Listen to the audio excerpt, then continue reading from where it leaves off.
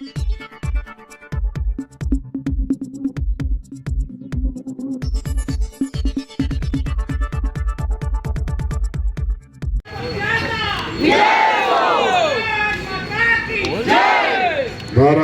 माता की, भारत माता की, वंदे छत्रपती शिवाजी महाराज की, परमपूज्य भारत रत्न डॉक्टर बाबासाहेब आंबेडकरांचा। आज या ठिकाणी प्रचार यात्रेचा समारोप आणि आज शेवटचा दिवस, यासाठी आपण सगळे जमलो। त्यामुळे सुरुवातीलाच छत्रपती शिवाजी महाराजांच्या चरणी नतमस्तक होतो। परमपूज्य भारतरत्न डॉक्टर बाबासाहेब आंबेडकर यांना अभिवादन करतो।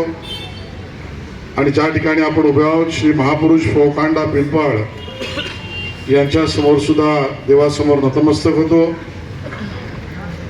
आणि या ठिकाणी उपस्थित प्रभाकर सावंतजी, अतुल काळसेकरजी आणि या ठिकाणी उपस्थित आमच्या शिल्पाताई, विजय भाऊ, सगळ्यांचीच नावं घेईन कारण वेळ कमी आहे। पण मी आता पूर्ण मार्केटमधून, बाजारपेठेतून सगळ्यांना भेटत आलो। या नगर परिषदेच्या निवडणुकीच्या प्रचारानिमित्त मी कर्जतला गेलो, माथेरानला गेलो, उरणला गेलो। या प्रचारासाठी मी जव्हारला गेलो, मोखाड्याला गेलो, पालघरला गेलो आणि आता मालवणला मी आलोय। पण मी तुम्हाला खात्रीने सांगतोय सगळीकडे प्रतिसाद उत्तमच होता, पण सगळ्यात प्रचंड प्रतिसाद भारतीय जनता पक्षाला मला मालवणमध्ये दिसतोय, मालवणकरांचा दिसतोय। आणि म्हणून काळ्या दगडावरची सफेद रेषा मी सांगतोय, माझ्या वर्तमानपत्रातल्या मित्रांनी सुद्धा याची नोंद घ्यावी। मालवणकरांचं मन आणि मत हे आता ठरलंय आणि काळ्या दगडावरची सफेद रेघ आहे की विजय भारतीय जनता पक्षाचाच होणार आहे। कारण हा विजय पण भारतीय जनता पक्षाचाच आहे। या ठिकाणी मी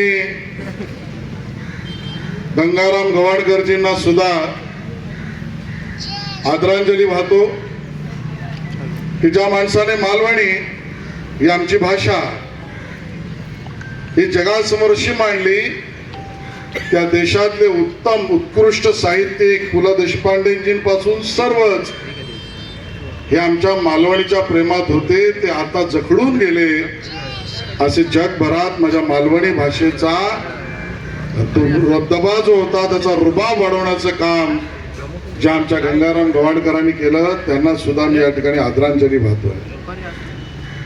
आणि गंगाराम गवाणकरांचा उल्लेख आल्यावर वस्त्रहरण आलंच आणि मालवणमध्ये जे काही राजकीय वस्त्रहरण आम्ही पाहतोय, या सगळ्या घटना मनाला वेदना देणाऱ्या। खरं तरी निवडणूक मालवणच्या नगरपालिकेची, नगर परिषदेची मुद्द्यांवर काय असली पाहिजे, ज्याचा उल्लेख अतुल काळसेकर यांनी केला। अरे आम्हाला सेवा कोण चांगला देईल, आम्हाला रोज कोणी भेटेल, विकासाची कामं कोण करेल, आमच्याकडे रस्ते असेल, पाणी असेल, गटर असेल, सुशोभीकरण असेल, दिवाबत्ती असेल, या सगळ्यात आमच्या बरोबर कोण राहील, या मुद्द्यावर निवडणूक करणं अपेक्षित आहे। भारतीय जनता पक्षाची तीच भूमिका आहे। आणि केवळ आम्ही भूमिका घेऊन थांबलो नाही, तर मला या ठिकाणी मुद्दामून याचा उल्लेख करायचा आहे। आमच्या शिल्पाताई या उच्च विद्याविभूषित चळवळीतल्या सांस्कृतिक कामामध्ये अग्रणी म्हणून काम करणार आहेत। मी आता पाहत होतो दादा, काका, ताई, अक्का, बाबा आणि सगळ्यांना विनम्रतेने पाया सुद्धा पडून त्यांचा आशीर्वाद घेण्याची विनम्रता असलेली सच्ची प्रामाणिक उमेदवार ही आमची शिल्पाताई, हे आमचे नगरसेवक पदाचे उमेदवार। आम्ही अगदी तावून सलाखून हे उमेदवार त्या ठिकाणी तुमच्या समोर देतो आहोत।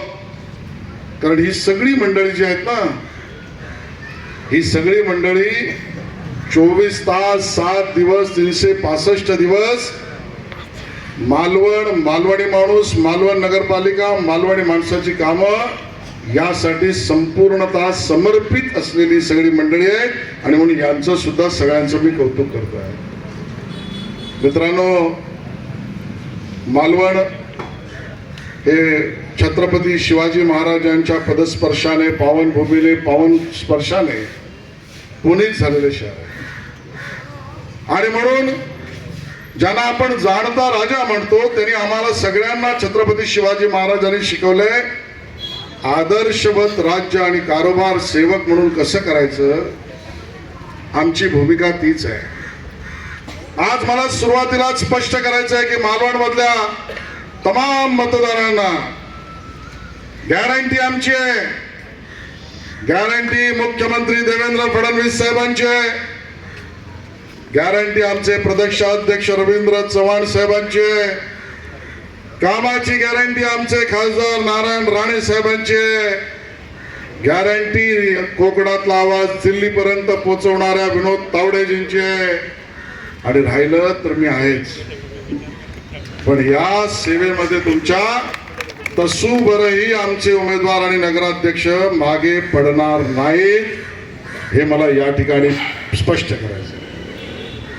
सेवक म्हणून आम्ही निवडणुकीत उतरलोय आणि प्रधानमंत्री नरेंद्र मोदीजींनी हीच भूमिका घेतली. आज राजकोटच्या या परिसरामध्ये छत्रपती शिवाजी महाराजांच्या पदस्पर्शाने पावन झालेल्या भूमीतील सगळ्या कामाला पंतप्रधान, मुख्यमंत्री ते आम्ही खालपर्यंत आमचे नितेश राणेजी जे पालकमंत्री आहेत यांनी सुद्धा याला कमिटमेंट दिली आहे.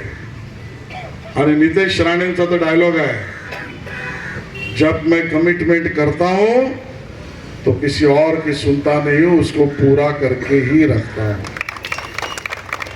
ही कमिटमेंट मालवणच्या मतदारांशी आहे. आज या ठिकाणी मला मुद्दामून उल्लेख करायचा आहे की मी या ठिकाणी आलो याचं कारण एकच आहे. मला मुख्यमंत्री देवेंद्र फडणवीस साहेबांनी फोन करून सांगितलं की आपले सर्व कार्यकर्ते आणि आपले उमेदवार घरोघर जाऊन प्रचार करतायत. त्या प्रचारामध्ये नम्रतेने लोकांसमोर सांगा की मालवणच्या जनतेच्या पाठीमागे मोठा भाऊ, देवा भाऊ खंबीरपणे उभा आहे. विकासाची द्वार मालवणपर्यंत पोहोचवण्याची आमची भूमिका आहे. पालकमंत्री त्या कामाला लागलेत. खासदारांनी सुद्धा या कामामध्ये नेतृत्व केलंय, हे आपण त्या ठिकाणी पाहतो आहोत. मालवण शहर सांस्कृतिक ओळख आहे. मामा वरेरकर नाट्यगृह असेल, कोण करेल हे काम करण्याची धमक, ताकद ही भारतीय जनता पक्षाकडे आहे. सांस्कृतिक विभाग तर माझ्याकडे आहेच. मला या ठिकाणी मुद्दामून उल्लेख करायचा आहे, आमच्या छत्रपती शिवाजी महाराजांचे 12 किल्ले की ज्याचा वास्तुशास्त्रात, संरक्षण शास्त्रात, रणनीतीमध्ये जगात असं कुठलं उदाहरण नाहीये की ज्या पद्धतीची किल्ल्याची बांधणी, रचना, भूमिका ही आमच्या छत्रपती शिवाजी महाराजांनी जगाला दाखवली. ते 12 गड किल्ले ज्यामध्ये माझा सिंधुदुर्ग पण आहेच, विजयदुर्ग पण आहेच. या सगळ्या किल्ल्यांना जगासमोर वर्ल्ड युनेस्को मध्ये जगाला मान्य करावं लागलं की जगाचा जागतिक वारसा हे आमच्या छत्रपती शिवाजी महाराजांचे किल्ले आहेत. हे काम करण्याचं संधी, सौभाग्य आम्हाला मिळालं. नाट्यगृह बांधायचं असो, किल्ल्याचं संरक्षण असो, राज्य संरक्षित त्या ठिकाणच्या किल्ल्यांची भूमिका असो, या सगळ्या कामातून आम्ही करतो आहोत काय तर या आपल्या मालवणची ओळख जगासमोर मांडतो. आणि काही लोक ही मालवणला मी तर म्हणे एका अर्थाने बदनाम करण्याचं काम. अरे राजकारण बाजूला ठेव, मतभेद असतील, पक्षभेद असतील, पण मालवण आणि मालवणी माणसाला कोणीही नख लावून बदनाम करण्याचं काम केलं तर भारतीय जनता पक्षाला हे मान्य नाही. मला या ठिकाणी याचा उल्लेख पण करायचा आहे, मुद्दामून करायचा आहे. रवींद्र चव्हाण साहेबांनी योग्य उमेदवार तर दिलेच. PWD मिनिस्टर असताना या ठिकाणी प्रभाकरजी तुम्हाला माहिती आहे, आई भराडी देवीच्या जत्रेच्या अगल बगल असलेल्या सर्व रस्त्यांना कोणी उत्तम केलं असेल तर रवींद्र चव्हाण साहेबांनी केलं, हे अख्ख्या सिंधुदुर्गने पाहिलं आहे. रवींद्र चव्हाण साहेबांवरचे खोटे आरोप भारतीय जनता पार्टी सहन करणार नाही, बिलकुल सहन करणार नाही. निवडणुका येतील जातील, पण सूर्यावर थुंकण्याचा जो प्रयत्न करेल थुंकी त्याच्याच तोंडावर उडेल, हे पण त्या ठिकाणी आपल्याला सांगितलं पाहिजे. विकास आमचा मुद्दा, विकास आमचा अजेंडा आहे. आता निवडणूक जशी जशी पुढे चालली, मतदारांचं मत आणि मन मला जसं कळलं तसं बाकीच्यांना कळलं, विरोधकांना पण कळलं. आणि मी तुम्हाला सांगतोय, याचा पुरावा देतोय. मी म्हणतोय म्हणून विश्वास नका ठेवू, हा पुरावा लक्षात घ्या. भाजप जिंकते, नगराध्यक्ष आमचा होतोय, नगरसेवक आमचा होत आहेत, शिल्पाताई जिंकते, लक्षात आल्यावर हा पुरावा त्यांनीच दिला की शिल्पाताईचं म्हणे प्रमाणपत्र कसं आहे ते आम्ही कोर्टात जाऊन सांगणार. अरे निवडणुकीत उभे आहात ना, या ना समोरासमोर लढा. रडीचा डाव कसला टाकताय? मी वकील म्हणून पण सांगतोय, कॅबिनेटचा सदस्य म्हणून पण सांगतोय, आणि देवेंद्रजींचा इथे आलेला एक कॅबिनेटचा सहकारी म्हणून सांगतोय, कोणाच्या माईचा लाल या प्रमाणपत्रावर प्रश्न उपस्थित करू शकत नाही. प्रचार करा, मुद्द्यांवर करा, आणि पुरावा आहे की आज तुम्ही मान्य करताय. काय प्रचार करताय? अहो ती का मत नका देऊ, कारण ती हार जिंकली मग सर्टिफिकेटचं काय होतं ते आम्ही सांगू, असा प्रचार करतो. अरे पण ती जिंकली मान्य केलास ना. आणि म्हणून तुम्ही निवडणूक सोडली. सवाल प्रमाणपत्राचा नाही, या सगळ्या विरोधकांनी निवडणुकीवर शिल्पाताईला घाबरून, भाजपला घाबरून सोडपत्र दिलेलं आहे, सोडपत्र दिलेलं आहे, हा त्याचा पुरावा आहे.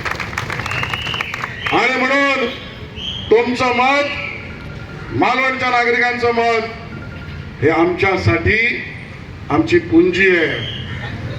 आम्ही ते संरक्षित दाम दुप्पट सेवा करून शिल्पाताई आणि हे नगरसेवक तुम्हाला परत सेवेच्या रूपाने करणार आहोत. मला या ठिकाणी या गोष्टीचा खुलासा करायचा आहे. राजकीय वस्त्रहरणावर बोलण्यासारखं खूप आहे, पण आज नको. काही गोष्टी सार्वजनिक बोलल्या नसत्या तर बऱ्या झाल्या असत्या, असं त्यांना जरी नसेल वाटत तरी मला नक्की वाटतंय. आणि म्हणून या सार्वजनिक चव्हाट्यावर गोष्टी काढल्या नसत्या तर तुम्ही बरं केलं असतं. तसं मैत्रीचा त्यांना सल्ला आहे, आणि मी ते करणार नाही, कारण हे माझं कर्तव्य आहे.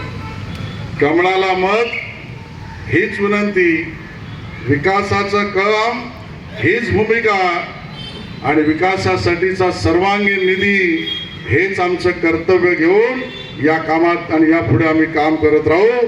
तुमचा आशीर्वाद आमच्या बरोबर राहू द्या, एवढंच विनंती करतो आणि थांबतो. जय हिंद, जय महाराष्ट्र.